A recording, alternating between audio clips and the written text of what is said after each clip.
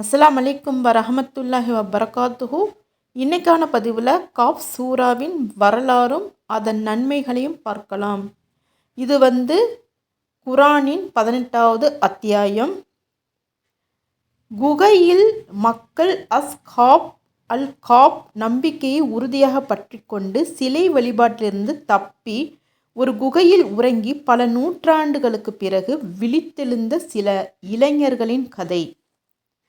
செல்வமிக்க ஆனால் அகங்காரத்தால் இறைவனை மறந்த ஒரு மனிதனின் அவனது நண்பனின் அறிவுரையை அலட்சியப்படுத்தி தனது தோட்டங்களை இழந்த கதை.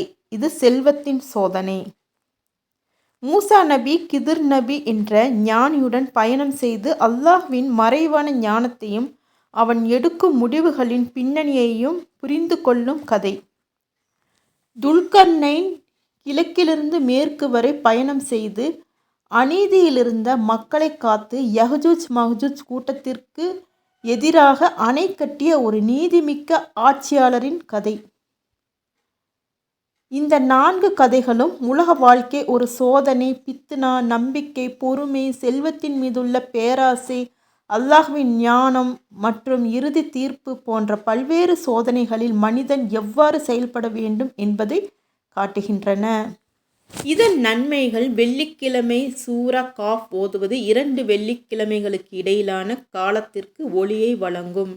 இதை ஓதுவதால் மறுமை நாளில் ஒளி கிடைக்கும் என்று நபி ஸல்லல்லாஹு அலைஹி வஸல்லம் அவர்கள் கூறினார்கள்.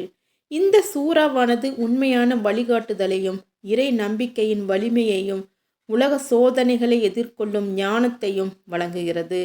நீங்களும் இந்த சூறாவை வெள்ளிக்கிழமைகளில் ஓதிட்டு வாங்க.